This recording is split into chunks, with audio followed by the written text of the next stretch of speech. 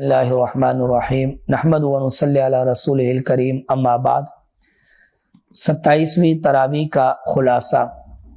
27ویں تراویح میں ابتدائی طور پر سورۃ الضحیٰ ہے۔ اس میں اللہ رب العزت نے دن کے ابتدائی حصے کی قسم کھائی، رات کی قسم کھائی، اور نبی علیہ الصلوۃ والسلام کے لیے اعلان فرمایا کہ آپ کو اللہ تعالیٰ عن قریب اتنا عطا کریں گے کہ آپ راضی ہو جائیں گے۔ پھر اللہ تعالیٰ نے آپ پر کی جانے والی نعمتیں بیان فرمائی۔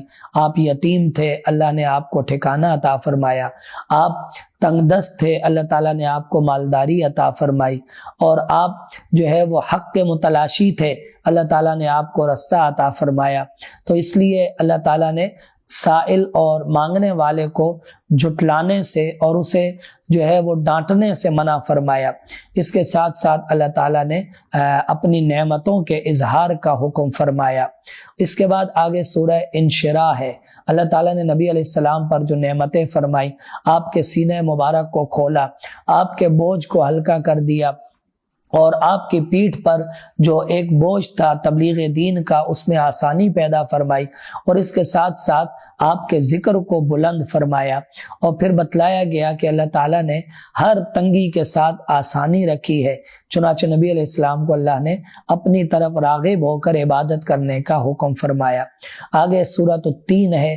اس میں ابتدائی طور پر اللہ تعالیٰ نے قسم کھائی، تین کی قسم، زیتون کی قسم، طور سینین کی قسم، اور مسجد حرام کی قسم، یعنی بیت اللہ کے قریب مکہ مکرمہ کی قسم۔ یہ چار قسمیں کھا کر اللہ تعالیٰ نے فرمایا کہ ہم نے انسان کو بہت حسین سانچے میں ڈھالا۔ پھر انسان خود جو ہے وہ بربادی اور ذلت کا شکار ہوا، سوائے نیک لوگوں کے اور ایمان لانے والوں اور نیک اعمال کرنے والوں کے، کہ ان کے لیے اللہ تعالیٰ نے نہ ختم ہونے والا اجر مقرر فرمایا۔ اس کے بعد آگے سورہ العلق ہے۔ یہ بالکل ابتدائی آیات وہ ہیں کہ جو قرآن کریم کی بھی ابتدا ہے، یعنی سب سے پہلی وحی یہی نازل ہوئی، اقرأ بسم ربک الذی خلق۔ اللہ تعالیٰ نے اپنے نام کے ساتھ پڑھنے کا حکم فرمایا۔ قلم کے ذریعے سے اللہ تعالیٰ نے جو علم سکھایا، اور پھر اللہ تعالیٰ کی جو نعمتیں ہیں کہ انسان کو اللہ تعالیٰ نے کیسی کیسی علم کی دولت عطا فرمائی، اس بات کو بیان کیا گیا۔ اس کے ساتھ مشرکین مکہ کہ کئی لوگ جو نبی علیہ الصلوۃ والسلام کو جھٹلایا کرتے تھے، خصوصاً نماز پڑھنے سے روکا کرتے تھے، ان کے لیے سزا بیان کی گئی۔ اس کے بعد آگے سورہ قدر ہے۔ ابتدائی طور پر اللہ تعالیٰ نے اس کے اندر لیلۃ القدر کو بیان فرمایا کہ یہ بڑی عظیم رات ہے جو 1000 مہینوں سے زیادہ افضل ہے، اور اس کے اندر فرشتے نازل ہوتے ہیں جو صبح تک جو ہے وہ سلامتی لے کر نازل ہوتے ہیں۔ اس کے بعد آگے اللہ تبارک و تعالیٰ نے سورہ البینہ بیان فرمائی۔ اس میں ابتدائی طور پر نبی علیہ الصلوۃ والسلام کی عظمت کو اجاگر کیا گیا، قرآن کریم کی فضیلت کو بتلایا گیا، اللہ ہی کی عبادت کرنے کا حکم دیا گیا، یکسوئی کے ساتھ، اور نماز اور زکوٰۃ ادا کرنے کا حکم دیا گیا۔ جو لوگ اہل کتاب میں سے شرک کرنے والے ہیں یا جو دوسرے مشرکین ہیں تو ان کی سزا بیان کی گئی، اور اہل ایمان کے اجر اور جنت کی نعمتوں کو بیان کیا گیا۔ اس کے بعد سورہ زلزال ہے۔ اللہ تعالیٰ نے اس میں قیامت کے وقت جو زلزلہ برپا ہوگا، زمین ہر چیز باہر پھینک دے گی اور انسان کو بتلائے گی کہ انسان نے کیا کیا تھا، انسان کی پریشانی، اور پھر ہر ایک کو اس کے عمل کا جو بدلہ ملے گا۔ ذرے کے برابر بھی کوئی عمل کیا ہوگا تو اچھا یا برا بدلہ دیا جائے گا، اس بات کو بیان کیا گیا۔ آگے سورہ العادیات ہے۔ اس میں اللہ تعالیٰ نے گھوڑوں کی قسم کھائی، اور پھر بتلایا کہ انسان جو ہے وہ بڑا ناشکرا ہے، اور مال کی محبت میں انسان بہت زیادہ سخت ہے۔ پھر اللہ تعالیٰ نے دوبارہ قیامت کے دن دوبارہ اٹھائے جانے کو بیان فرمایا۔ اس کے بعد آگے سورہ القارعہ ہے۔ اس میں اللہ تعالیٰ نے قیامت کی ہولناکی اور اس کی آنے والی آوازوں کو بیان فرمایا۔ پھر کس طرح آسمان کی حالت ہوگی، اس بات کو بیان کیا گیا۔ جس کا نام اعمال وزنی ہوگا اس کا کیا اجر ہے، اور جس کا نام اعمال ہلکا ہوگا اس کی کیا سزا اور ٹھکانہ ہے، اسے بیان کیا گیا۔ آگے اللہ تبارک و تعالیٰ نے سورہ التکاثر کو بیان فرمایا۔ جو لوگ بلا وجہ ایک دوسرے پر فخر کرتے ہیں، یہاں تک کہ قبروں میں چلے جاتے ہیں یا قبروں تک چلے جاتے ہیں، تو اللہ تعالیٰ نے ان لوگوں کی مذمت بیان فرمائی، قیامت کے وقوع کو بیان فرمایا اور نعمتوں کے بارے میں سوال کیا جائے گا، اس بات کو بیان کیا گیا۔ آگے سورہ العصر ہے، اللہ تعالیٰ نے قسم کھا کر فرمایا کہ تمام انسان خسارے میں ہیں سوائے ان لوگوں کے جو ایمان لائیں، نیک اعمال کریں، اچھائی کا حکم دیں اور صبر کی تلقین کریں تو وہ لوگ خسارے سے بچ جائیں گے۔ آگے اللہ تعالیٰ نے سورہ ہمزہ بیان فرمائی، جو لوگ چغل خوری کرتے ہیں یا غیبت کرتے ہیں ان لوگوں کی مذمت اور ان کی سزا بیان فرمائی کہ اللہ رب العزت کس طرح ان کو سزا دیں گے اور ان کو کس طرح آگ کے اندر بند کر دیا جائے گا، اور اس کی ہولناکی کو بیان کیا گیا جو آگ ان کے دلوں تک جا پہنچے گی۔ اس کے بعد آگے سورہ الفیل ہے، اس میں اصحاب فیل کا واقعہ بیان کیا گیا جو نبی علیہ الصلوۃ والسلام کی ولادت سے پہلے پیش آیا۔ ابرہہ نامی شخص نے بیت اللہ پر حملہ کیا، جس کی پاداش میں اللہ تعالیٰ نے ان کے لیے ابابیل بھیجے اور ان کو کس طرح تباہ اور برباد کر دیا گیا۔ اس صورت میں اللہ تبارک و تعالی نے مختصر اس واقعہ کو بیان فرمایا۔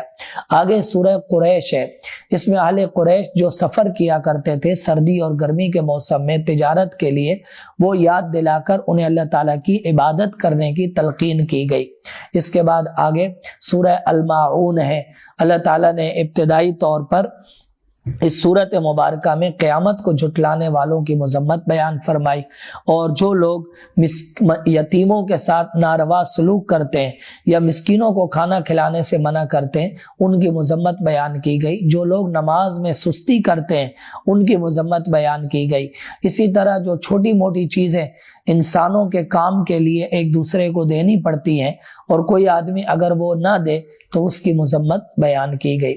اس کے بعد آگے اللہ تعالیٰ نے سورہ کوثر بیان فرمائی، اللہ تعالیٰ نے نبی علیہ الصلوۃ والسلام کو کوثر عطا فرمایا، حوض کوثر عطا فرمایا۔ اس کے ساتھ آپ کو نماز پڑھنے، قربانی کرنے کا حکم ہوا اور بتلایا گیا کہ آپ کا دشمن ہمیشہ جو ہے وہ ختم ہو جائے گا لیکن آپ کی عظمت بلند رہے گی۔ آگے سورہ الکافرون ہے، اللہ تعالیٰ نے ابتدائی طور پر کافروں کو مخاطب کرتے ہوئے فرمایا کہ اے محبوب آپ کہہ دیجئے کہ اے کافرو، میں اس کی عبادت نہیں کرتا جس کی تم عبادت کرتے ہو، تمہارا دین تمہارے لیے اور میرا دین میرے لیے۔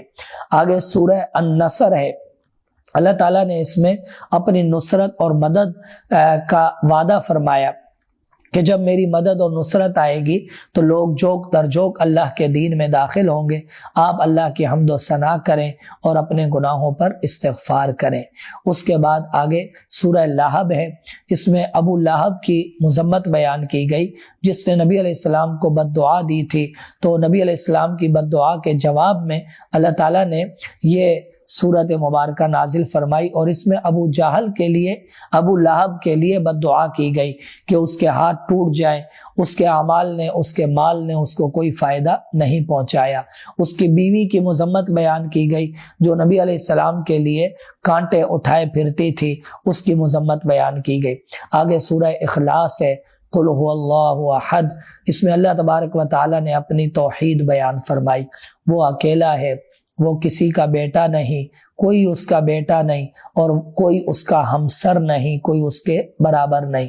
اس کے بعد آگے سورہ فلق اور سورۃ الناس ہے۔